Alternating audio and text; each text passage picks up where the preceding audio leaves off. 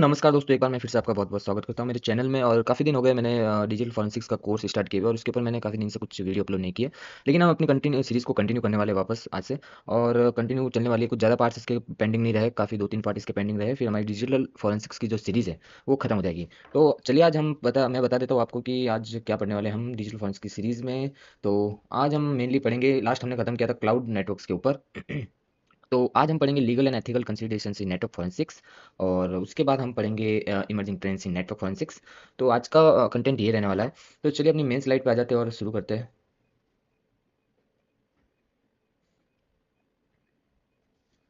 तो यहाँ से हमारी सीरीज़ जो है, ये वीडियो है, यहाँ से स्टार्ट हो जाती है। तो पहला जो हमारा मेन फंडा है वो है legal and ethical consideration in network forensics. इसके अंदर हम पढ़ेंगे data privacy laws and network forensic investigation. तो क्या होता है, मैं आपको बता दूँ, आज के टाइम में यार नेटवर्क फॉरेंसिक्स और प्राइवेसी का जो संबंध है, मतलब जो कड़ी है, वो बहुत ज़्यादा कॉम्प्लेक्स हो गई है। लेकिन इसकी कुछ वजह है जो मैं आपको बता देता हूँ क्यों कॉम्प्लेक्स हो गई है। तो फर्स्ट जो हम बात करेंगे वो है हमारा जीडीपीआर हिप्पा। प्राइवेसी लॉ जैसे जीडीपीआर और हिप्पा का इंप्लीमेंटेशन जो पर्सनल डेटा के स्ट्रिक्ट रूल्स बनाता है। दूसरा हमारा जाता है एडवांस इंक्रिप्शन प्रोटोकॉल, जैसे हमारा टीएलएस 1.3 और क्यूक, जो नेटवर्क डेटा एनालाइज करने में मुश्किल बनाते हैं। तो तीसरा हमारा है ब्लॉकचेन और डिसेंट्रलाइज सिस्टम का यूज़, जहाँ डेटा एक सेंट्रलाइज जगह पे नहीं होता है। डिसेंट्रलाइज मॉडल होता है जो ब्लॉकचेन जो हमारा होता है, डिसेंट्रलाइज मॉडल होता है। और स्प्रेड एडॉप्शंस और डिसेंट्रलाइजेशन कंप्यूटिंग्स होती है इसमें। फिर हम बात करते हैं data privacy and laws and network forensic investigation के अंदर privacy challenges unique to network forensics के अंदर हम बात करते हैं नेटवर्क मेटा डेटा सेंसिटिविटी की। तो इसमें क्या होता है कि लाइक आप समझ लीजिए कि मेटा डेटा का मतलब यह है कि डेटा के बारे में इन्फॉर्मेशन, यानी और ज़्यादा इन्फॉर्मेशन डेटा के बारे में, जैसे किस टाइम मैसेज भेजा गया और सेंडर का आईपी एड्रेस, ये बताता है बिना कंटेंट के भी, लाइक यूजर का एक्शंस और लोकेशन रिवील कर सकता है। लाइक एग्जांपल की मैं बात करूँ, डीएनएस क्वेरी को जियो लोकेशन डेटा के साथ लिंक करके एक यूजर की एक्टिविटी टाइमलाइन को रिकंस्ट्रक्ट किया जा सकता है, बिल्कुल किया जा सकता है। तो इस चीज़ को आपको समझना होगा मेटा डेटा के बारे में। मेटा डेटा जो होता है वो बहुत ही ज़्यादा इंपॉर्टेंट कॉन्सेप्ट होता है फॉरेंसिक्स के अंदर। मान लो फॉरेंसिक्स भी आप कर रहे हो, तो वहाँ पे भी स्टैटिक और डायनामिक एनालिसिस आते हैं, वहाँ पे भी आपको मेटा डेटा का फंडा तो समझना ही पड़ेगा। तो दूसरे हम बात करते हैं impact of full packet capture, FPC की। फुल पैकेट कैप्चर में नेटवर्क का पूरा ट्रैफिक कैप्चर होता है, ठीक है, जो प्राइवेट मैसेजेस और सेंसिटिव डेटा इंक्लूड कर सकता है आपका। फिर सॉल्यूशंस क्या आ जाते हैं इसका, टूल जैसे कि सूरिकाटा आईडीएस आईपीएस का यूज़ करके, जैसे सिर्फ जरूरी headers, HTTP request, DNS query capture कर सकते हैं और कंटेंट को इग्नोर कर सकते हैं, अदर कंटेंट्स को जो अपने काम का नहीं है। फिर हम बात करते हैं क्लाउड सेंट्रिक डेटा चैलेंजेस की। क्लाउड प्रोवाइडर्स जैसे एडब्ल्यूएस हो गया हमारा और अजूर डेटा को अलग अलग जुरिडिक्शन में होस्ट करते हैं। इन्वेस्टिगेटर को दोनों तरफ के रूल्स का ध्यान रखना पड़ता है, दोनों रूल्स के बारे में पता होना चाहिए कि इन्वेस्टिगेटर को, अगर आप एज ए फॉरेंसिक एनालिस्ट बनना चाहते हो, इन्वेस्टिगेटर बनना चाहते हो, तो ये छोटी छोटी चीज़ आपको ध्यान होनी चाहिए। एग्जाम्पल की मैं बात करूँ, अगर एडब्ल्यूएस पे ट्रैफिक एनालाइज कर रहे हो जो दूसरे कंट्री में स्टोर है, तो वहाँ की लॉज का कंप्लाइंसेस जरूरी है। ओके, तो वहाँ की क्या लॉज एंड रेगुलेशंस है उसके बारे में आपको पता होना बहुत ज़्यादा जरूरी है। फिर हम बात करते हैं मल्टी लेयर्ड एनिमाइजेशंस, उसके बारे में डेटा को मल्टीप्लाई लेवल्स पे एनिमाइज किया करते हैं। लाइक हमारा हो गया आईपी एड्रेस को यूनिक टोकन्स के साथ रिप्लेस करते हैं, जैसे दूसरा होगा हमारा हो गया पीआई, पर्सनल आइडेंटिफायर इन्फॉर्मेशन को रिडायरेक्ट करते हैं। फिर हमारा सेशन आइडेंटिफायर को इंक्रिप्ट करना।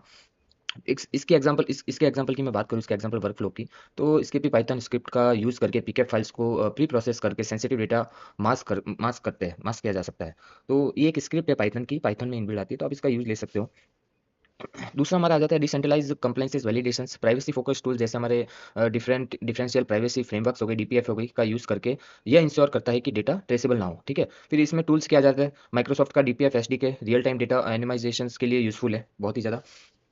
फिर हमारा आ जाता है zero knowledge capture capture tools. यार ये जीरो नॉलेज का जो फंडा है ना, ये आपको समझना बहुत ज़्यादा जरूरी है, क्योंकि आजकल इंडस्ट्री में बहुत ट्रेंड पे चल रहा है जीरो नॉलेज, यहाँ जीरो डे वर्नेबिलिटी हो गया। तो टूल्स जैसे कि जैकोप्स नेटवर्क सेंसर्स हो गए, encrypted traffic Meta data collect करते हैं बिना कंटेंट को डिक्रिप्ट किए, जो प्राइवेसी का ध्यान रखते हैं। तो इन टूल्स का आप यूज़ ले सकते हो। आपको टूल्स के साथ फैमिलियर होना बहुत जरूरी है, टूल्स की नॉलेज होना बहुत जरूरी है। जीयूआई, इसका मतलब ये नहीं कि टूल्स चलाना ईजी हो गया, जीयूआई में भी आपको काफ़ी सारी चीज़ें पता होनी चाहिए, टूल्स कैसे क्या काम कर रहा है, कैसे एक्विजिशन हो रहा है, कौन सा एक्विजिशन मेथड्स है, किस लेवल का इंक्रिप्शन वो टेक्निक्स यूज़ कर रहा है, क्या मेथड्स यूज़ कर रहा है, क्या एल्गोरिथम्स यूज़ कर रहा है, ये सारी चीज़ें आपको पता होना बहुत ज़्यादा जरूरी है। तो नेक्स्ट हम बात करते हैं कोड रेडी डॉक्यूमेंटेशन प्रैक्टिसेस की।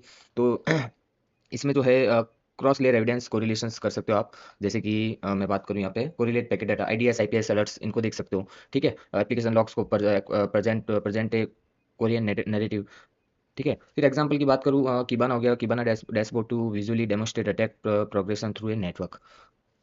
तो ये जो मैं छोटी छोटी चीज़ आपको बताता जा रहा हूँ, ये आप प्लीज़ रिमेंबर रखिए, अपनी नोटबुक में याद कर लीजिए, लिख लीजिए या कहीं भी, ये छोटी छोटी चीज़ आपको बहुत काम आएगी। Forensic reconstruction of encrypted traffic, अगर ट्रैफिक इंक्रिप्टेड है तो कोर्ट एक्सप्लेनेशन मांगते हैं, ठीक है, कोर्ट में एक्सप्लेनेशन आपको देना पड़ता है कि ट्रैफिक क्यों इंक्रिप्टेड है। तो इसकी प्रैक्टिसेस क्या हो सकती है, एडवांस प्रैक्टिसेस जैसे कि perform memory forensics on affected device to extract session की वॉलेटिलिटी का यूज कर सकते हो आप, और भी काफी सारे टूल है जैसे कि हमारा रिप्ले, हम दूसरा यूज कर सकते हैं replay decrypted traffic for contextual analysis using TCP replay के थ्रू डिक्रिप्टेड ट्रैफिक एनालाइज कर सकते हैं। फिर हमारा आ जाता है प्रोबेबिलिस्टिक ट्रैफिक रिकंस्ट्रक्शंस आ जाता है हमारा, अगर पैकेट अनअवेलेबल हो तो प्रोबेबिलिस्टिक मॉडल का यूज करके कम्युनिकेशन फ्लो इन्फेयर कर सकते हैं, ठीक है। फिर एग्जांपल टेक्निक्स की अगर मैं इसमें बात करूं तो बायसियन इन्फ्रेंस मॉडल्स जो होते हैं मेटा डेटा पैटर्न जैसे डीएनएस क्वेरी को एनालाइज करके इन्फेयर करते हैं कि अटैकर क्या कर रहा था या क्या कोशिश करने की कोशिश कर रहा था। तो इस टूल का आप यूज लेके ये जान सकते हो। फिर हम बात करते हैं एडवांस एथिकल चैलेंजेस की। जो इसमें फर्स्ट चैलेंज आता है हमारा algorithm transparency in AI assisted forensics. AI tool decision लेते हैं पर वो डिसीजन कैसे लिए गए एक्सप्लेन करना मुश्किल होता है, ठीक है। सॉल्यूशन क्या है इसका, एक्सप्लेनेबल एआई एक्सएआई का यूज करके ह्यूमन रीडेबल जस्टिफिकेशन देते हैं, ठीक है। टूल्स हो गया हमारा sharp AI generated anomaly detection explain करने के लिए यूज होता है, ठीक है। और फिर हम बात करते हैं handling data from compromise system, अगर कॉम्प्रोमाइज सिस्टम पे इलीगली या सेंसिटिव डेटा मिल जाए जो केस से रिलेट नहीं होता है तो एथिकल एथिकल डिलेमा होता है इसके लिए बेसिकली कि आपको कैसे डील करना है। सॉल्यूशन क्या, use sandbox environment to segregate unrelated sensitive data during analysis, ठीक है। पहले तो आप ओरिजिनल कॉपी पे एनालिसिस कीजिए मत कभी, या मैं आपको शुरू से कह रहा हूँ, सॉरी ओरिजिनल इमेज पे एनालिसिस कीजिए मत ही। जो आपको एनालिसिस करना है वो आपको उसकी कॉपी बनानी है, आप 3-4 कॉपी बना के रख लीजिए उस इमेज की, मे भी कुछ करप्ट हो जाए तो आप दूसरी कॉपी पे एनालिसिस कर सको, लेकिन आपको ओरिजिनल कॉपी को एनालिसिस करने से थोड़ा अवॉइड करना है, क्योंकि जब एनालिसिस कर रहे हो तो वही हमारे पास एक एविडेंस होता है, अगर वो इंटरप्ट हो गया कुछ गड़बड़ हो गई उसमें तो प्रॉब्लम हो सकती है, ठीक है ना। फिर हम बात करते हैं इम्यूटेबल ऑडिट ट्रेल्स की, हर फॉरेंसिक एक्शन का अनचेंजेबल रिकॉर्ड मेंटेन करते हैं, ठीक है। फिर इम्यूटेबल ऑडिट ट्रेल्स जो होते हैं वो यूज़ करते हैं। एग्जांपल प्लेटफॉर्म्स अगर मैं बात करूँ, Hyperledger fabrics forensic action log करने के लिए यूजफुल है, ठीक है, लॉग्स यूजफुल है। फिर human oversight in automated system के डिसीजन को ह्यूमन वैलिडेशन के थ्रू पास कर सकते हैं, ठीक है। केस इनसाइट्स की मैं बात करूँ इसकी, in automated threat detection false positive flag है सीएनसी ट्रैफिक में unintentionally implicate in innocent users, okay. Automated tools कभी कभी गलत पॉजिटिव मतलब गलत डिटेल भी दे देते हैं जो पॉजिटिव है, लाइक इनोसेंट यूजर्स को फ्लैग करना जो ह्यूमन रिव्यू से क्लियर होता है, ओके। मतलब क्या होता है कभी और ऑटोमेटेड टूल्स फॉल्स पॉजिटिव और वैसे ऐसी इन्फॉर्मेशन देते, तो आप पूरी डिपेंडेंसी अपने टूल्स पे मत रखिए, खुद थोड़ा सा मैनुअली भी आपको पता होना चाहिए अच्छा खासा, मैनुअली एनालिसिस बहुत ज़्यादा अच्छा होता है, तो टूल्स की डिपेंडेंसी कम होनी चाहिए। फिर हम बात करते हैं आईओटी की। तो आईओटी क्या होता है, बेसिकली आपको पता ही होगा, internet of things. Why does it matter in forensics, like internet of things वो स्मार्ट डिवाइसेज है जो इंटरनेट से कनेक्टेड होते हैं, जैसे एलेक्सा, स्मार्ट वॉचेज और इंडस्ट्रियल मशीन्स। ये डिवाइसेस बहुत सारे डेटा एक्सचेंज करते हैं जो इन्वेस्टिगेशन के लिए यूजफुल हो सकता है, लेकिन डिवाइसेस के नंबर और वैरायटी की वजह से इन्वेस्टिगेट करना चैलेंजिंग हो जाता है कभी कभार, ठीक है। फिर इसमें चैलेंजेस क्या क्या आ गए आईओटी में, ओके। तो सबसे जो पहला चैलेंज है वो मासिव डेटा वॉल्यूम, डेटा का वॉल्यूम बहुत ज़्यादा बड़ा होता है।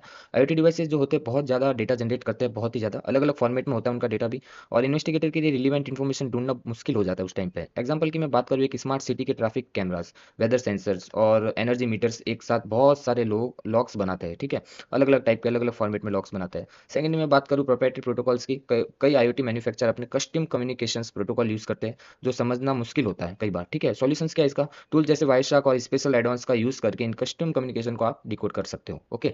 तो वायरशार्क एक बहुत ही अच्छा टूल है एनालिसिस के लिए, पैकेट कैप्चर करने के लिए, पैकेट को एनालिसिस करने के लिए काफी सारी इन्फॉर्मेशन दे देता है आपको। वायरशार्क चलाना रहा, आपको फिल्टर्स अच्छे से पता है वायरशार्क के, वायरशार्क चलाइए कभी आप बैठिए पहले, अगर आप फर्स्ट बार चला रहे हो तो मे भी आपको समझ में ना आए, खूब सारी यूट्यूब पे आपको वीडियोस मिलेगी वायरशार्क को सीखने के लिए, लेकिन वायरशार्क का इंटरफेस इतना ईजी है कि कोई भी चलाए तो समझ में आ सकता है, इतना भी हार्ड नहीं है वायरशार्क चलाना। तो सीखिए, वायरशार्क एक बहुत अच्छा टूल है, इंडस्ट्री लेवल टूल है।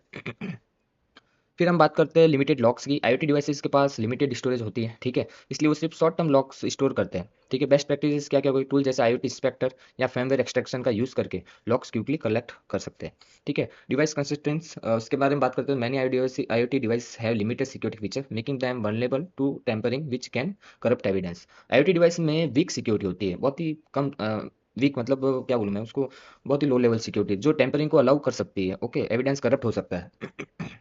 फिर हम बात करें अब सॉल्यूशंस क्या है, इनके टूल्स क्या है आईओटी फॉरेंसिक्स के लिए, आईओटी नेटवर्क फॉरेंसिक्स के लिए। तो पहला तो है हमारा real time monitoring, traffic monitoring tool जैसे जिक और वायरशार्क का मैंने आपको बता दिया, जिक अभी बता रहा हूँ, वायरशार्क मैंने आपको बता दिया, का यूज करके आईओटी डिवाइस का ट्रैफिक को मॉनिटर कर सकते हैं, फर्मवेयर एनालिसिस कर सकते हैं, IoT डिवाइस के अंदर का सॉफ्टवेयर फर्मवेयर एक्सट्रैक्ट करके एनालाइज कर सकते हैं, मेलिशियस चेंजेस या बैकडोर डिटेक्ट करने के लिए भी यूज में आप फर्मवेयर यूज ले सकते हैं, फर्मवेयर एनालिसिस जैसे टूल्स है, बिनवॉक हो गया, गिदारा हो गया, ये टूल्स है रिवर्स इंजीनियरिंग के लिए, आप इन टूल्स का यूज करके काफ़ी चीज़ें सीख सकते हो, ढूंढ सकते हो फर्मवेयर एनालिसिस से।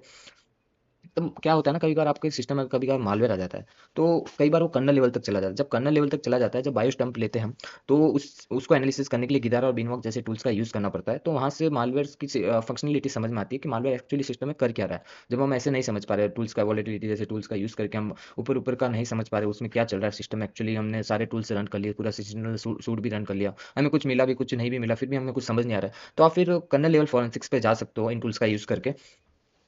फिर आ जाता है क्लाउड इंटीग्रेशंस लॉग्स के बारे में बात करते हैं। कई IoT डिवाइस अपना डेटा क्लाउड सर्वर के साथ सिंक्रोनाइज करते हैं, ठीक है। इन्वेस्टिगेटर क्लाउड लॉग्स एनालाइज करके लॉगिन अटेम्प्ट्स और सस्पिशियस एक्सेस डिटेक्ट कर सकते हैं, ठीक है।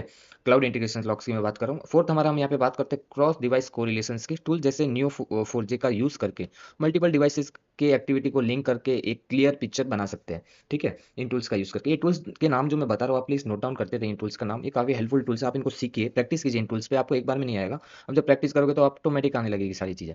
एक स्मार्ट थर्मोस्टेट हैक करके बॉटनेट का पार्ट बनाया गया, ठीक है। लाइक इसमें क्या क्या hacks, A hack smart thermostat was part of A botnet using DDoS attack, जो डीडोस अटैक में यूज हुआ। इन्वेस्टिगेटर ने थर्मोस्टेट के लोकल लॉक्स, नेटवर्क ट्रैफिक और सस्पिशियस आईपी के साथ कम्युनिकेशन एनालाइज किया। तो ये हमारी एक केस स्टडी हो गई। तो उसमें इसने क्या किया, फर्मवेयर एनालिसिस किया, लॉग एनालिसिस किया, सस्पिशियस आईपी एड्रेस एनालिसिस किया, नेटवर्क ट्रैफिक एनालिसिस किया। जब आप वैसे आप चलाओगे ना, आपको कैसे पता चलेगा भाई ये सस्पिशियस है या नहीं है। कई बार क्या होता है, नॉर्मल ट्रैफिक दिखता अलग, नॉर्मल ट्रैफिक बहुत अलग दिखता है, लेकिन एक मालवेयर कम्युनिकेट करता है ना जब सिस्टम में, तो उसका ट्रैफिक बहुत अलग होता है, क्योंकि वो बहुत ही लार्ज पैकेट्स भेज रहा होता है, बड़ी बड़ी साइज में डेटा पैकेट्स जाते हैं, कई बार चंक्स में जाते हैं एक ही आईपी एड्रेस में। तो आप ऐसे भी सस्पिशियस मार्क कर सकते हो, लेकिन आपको बहुत ज़्यादा इन्वेस्टिगेट करने की जरूरत पड़ती है। तो सीखे टूल्स यार, टूल्स सीखना बहुत ज़्यादा इंपॉर्टेंस है, लेकिन टूल्स के ऊपर ही पूरी डिपेंडेंसी नहीं रहनी चाहिए, टूल्स आने भी जरूरी है।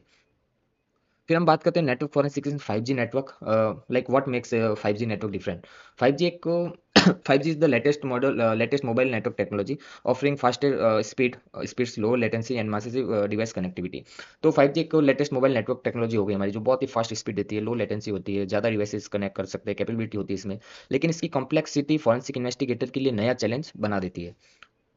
अब क्या चैलेंज बना देती है, पहले तो हाई वॉल्यूम ऑफ डिवाइसेस, ठीक है। 5G नेटवर्क एक साथ मिलियंस ऑफ डिवाइसेस कनेक्ट कर सकते हैं, जो सस्पिशियस एक्टिविटी डिटेक्ट करना मुश्किल बन जाता है उस वजह से, ठीक है।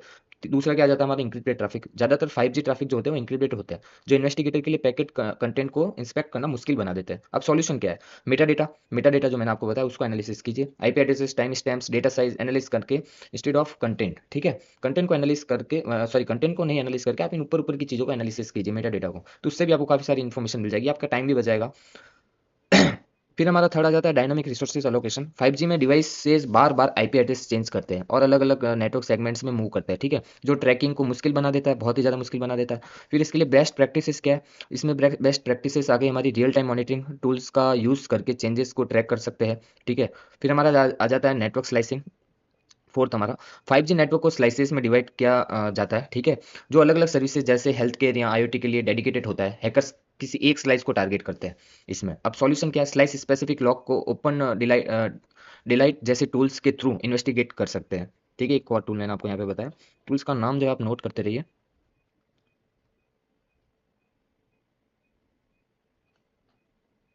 फिर हम बात करते हैं एज नोड एनालिसिस की। तो ये थोड़े इमर्जिंग ट्रेंड्स हो गए हमारे फॉर 5G फॉरेंसिक्स के अंदर।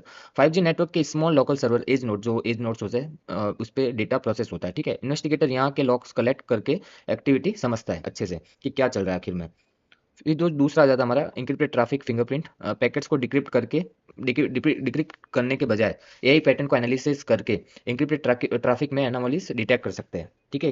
इन्वेस्टिगेटर जो होता है ये टेक्निक्स का भी यूज लेते हैं एनालिसिस के लिए कई बार। फिर हमारा आ जाता है S7AP and NG N gap metadata analysis. ये 5G के कंट्रोल सिस्टम है बेसिकली, इनका मेटा डेटा एनालिसिस करके इन्वेस्टिगेटर जो होता है वो समझता है कि डिवाइसेस कैसे कनेक्ट और डेटा ट्रांसफर करते हैं। फिर इसकी एक केस स्टडी आ जाती है। एक हैकर ने 5G नेटवर्क का यूज करके लाइक एक कंपनी के IoT डिवाइसेस से सेंसिटिव डेटा चुरा लिया, ओके। नाउ व्हाट, इन्वेस्टिगेटर ने कॉम्प्रोमाइज नेटवर्क स्लाइस का मेटा डेटा और एज नोड्स को लॉग्स एनालिसिस किया, उसके लॉग्स एनालिसिस किए। फिर दूसरा उसने स्ट्रेंज ट्रैफिक के एक्सटर्नल IP एड्रेस की तरफ जो जा रहा था, उसकी तरफ जो जा रहा था, जिससे हैकर का पता लग सके या हैकर है वहाँ उससे पता लग सके। उसने इन दोनों टेक्निक्स का यूज़ किया इस केस स्टडी में। तो ये जो टेक्निक्स होती है, आप इन्वेस्टिगेटिंग कर रहे हो तो आपको पता होनी चाहिए कि आप काम को कैसे आसान बना सकते हो। फिर हम बात करते हैं कि the role how AI and ML are transforming forensics. तो एआई यार, एआई और एमएल जो है वो बहुत ही ज़्यादा आजकल अपग्रेड हो गई है, हर जगह एआई एआई चल रहा है, एआई एमएल बहुत सारे कोर्सेज लॉन्च हो रहे हैं इसके ऊपर। तो इसमें मैं आपको बता रहा, तो एआई और मशीन लर्निंग नेटवर्क फॉरेंसिक्स का ट्रांसफॉर्म कैसे कर सकते हैं। ठीक है, लार्ज डेटा सेट को एनालाइज करके ऑटोमेटेड करते हैं। ठीक है, हिडन पैटर्न डिटेक्ट कर सकते हैं, पास्ट डेटा के बेसिस पे फ्यूचर ट्रेड प्रिडिक्ट कर सकते हैं। ठीक है ना, ये तीन चीज़ हम कर सकते हैं, हाउ एआई और एमएल का फॉरेंसिक्स में यूज़ कर सकते हैं। अब मैं बात करूँ applications of AI in network forensics, तो पहले हमारी एप्लीकेशंस तो हो गई यहाँ पे एनामोली डिटेक्शन, जो सबसे एआई का सबसे पहला फंडा जो होता है।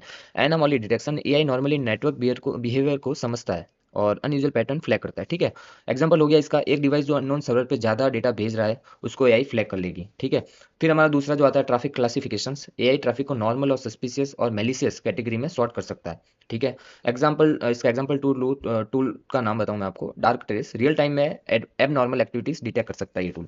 ठीक है, टाइमलाइन रिकंस्ट्रक्शंस बहुत ही ज़्यादा इंपॉर्टेंट है, मैंने आपको पहले भी बताया इसी कोर्स में।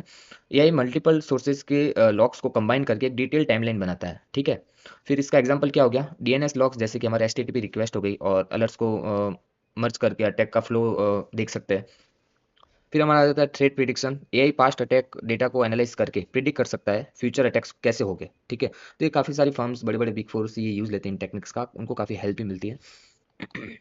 तो इसका एक एग्जांपल अगर मैं आपको बताऊं, तो इसका एक एग्जांपल हो जाता है पास्ट डिडोस अटैक डेटा का यूज़ करके नए थ्रेट्स के पैटर्न को आइडेंटिफाई करना। ठीक है, जो पास्ट पास्ट में अटैक हो रखे हैं उनके पैटर्न्स को डिटेक्ट करके आने वाली कल के जो अटैक हो सकते हैं उनको डिटेक्ट करना। फिर इसमें चैलेंजेस क्या क्या आ गए, challenges with AI in forensics, bias in models. ठीक है, अगर एआई को लिमिटेड डेटा पे ट्रेन किया गया हो, ठीक है, अगर एआई को लिमिटेड डेटा पे ट्रेन किया गया हो, तो वो कुछ थ्रेड्स मिस भी कर सकता है या नॉर्मल बिहेवियर को गलत फ्लैग कर सकता है, जैसे कि मैंने बताया यहाँ पे फॉल्स पॉजिटिव वगैरह, जो भी मैंने आपको अभी थोड़ी देर पहले बताया। तो एआई ऐसा भी कर सकता है। एक्सप्लेनेबिलिटी की बात करें हम, एआई के डिसीजन को समझना मुश्किल होता है थोड़ा सा, लेकिन स्पेशली नॉन टेक्निकल लोगों को, लेकिन जो हमारे नॉन टेक्निकल स्टेक होल्डर्स होते हैं उनके लिए थोड़ा सा ईजी होता था। लेकिन मैंने ये वीडियो और इसका कंटेंट कुछ ऐसा ही रखा है कि कोई भी नॉन स्टेक होल्डर होगा, नॉन टेक्निकल स्टेक होल्डर, तो उनके लिए समझना इतना हार्ड नहीं होगा इस वीडियो को देखने के बाद। अब इसकी एक एग्जांपल केस स्टडी की मैं बात करूं, एक कंपनी के नेटवर्क को रैंसमवेयर ने टारगेट कर लिया। ठीक है, तो एआई सिस्टम ने एबनॉर्मल ट्रैफिक डिटेक्ट किया पहले तो, जैसे इंक्रिप्टेड फाइल्स एक अननोन सर्वर पे अपलोड हो रही है। ठीक है, एक सर्वर पे इंक्रिप्टेड फाइल्स अपलोड हो रही है, तो इसने ये डिटेक्ट कर लिया। ठीक है, फिर दूसरा, इन्वेस्टिगेटर ने एआई का यूज़ करके रैंसमवेयर वेरिएंट क्लासीफाई किया कि भाई ये रैंसमवेयर है, ऐसी इसकी टेक्निक है, और उसके नेक्स्ट मूव्स को प्रिडिक्ट कर लिया, जिससे अटैक को क्विकली मिटिगेट कर दिया गया। तो ये आपकी केस स्टडी हो गई। तो बस दोस्तों, आज के लिए इतना ही था, आज के लिए समाप्त। और हमारी कुछ ज़्यादा वीडियोस बाकी नहीं रही है डिजिटल फॉरेंसिक की सीरीज़ में, काफ़ी कम वीडियोस बाकी रही है। लेकिन मैं आपसे रिक्वेस्ट करूंगा कि मैं अगर मेरी वीडियोस आपको रियली अच्छी लग रही है तो प्लीज़ सब्सक्राइब बटन पे क्लिक कीजिए, लाइक कीजिए और कमेंट करके बताइए कि वीडियो में और क्या इंप्रूव करना चाहिए और वीडियो में आपको कौन सा पार्ट ज़्यादा अच्छा लग रहा है। थैंक यू दोस्तों, जय हिंद, वंदे मातरम, मिलते हैं नेक्स्ट वीडियो में।